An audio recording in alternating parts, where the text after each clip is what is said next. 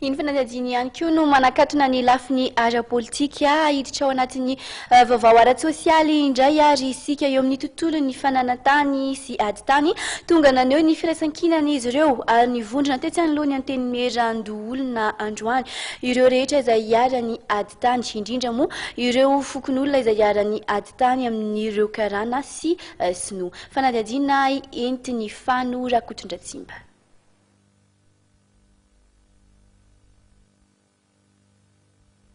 Tsy mankasitraka ny fangalan'ireo karana sy sinoa ny tany ireo fokon'olona hiaran'izany ka izany no antony nivondronan'izy ireo tetsy amin'ny anteny Merandoholona androany mba hifampiresahana amin'ny tompon'andraikitra mahakasika ny zava-misy izay sedrain'izy ireo.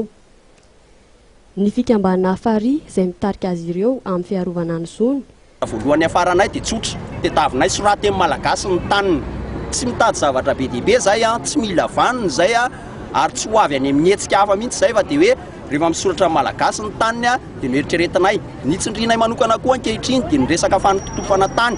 Io resaka fanotofana tany io dia zava-doza amina tambo ary zay androany volana septambra dia efa miteny fa ho safodrano Antananarivo satria be dia be ny Ramble Sauvage, be dia be ny tsy firarahinan'ireo vahoaka ary be dia be ny fanjakasakany sinosy ny karana tamin'ny fanototorana tany io tompon'andraikitra amin'io ny apipa ny commune enina dia fitondrana fohy biara satria efa nanao an'io réclamation io foana zahay ary zay dia mampafantatra aoka re tompoko mba tena hojerena mihitsy momba andreo vahiny fa tsy hoe mpanamboly izy dia avelanao azay ataony eto amin'ny tany sy ny firenena fa tsy zakany atodohanay zany.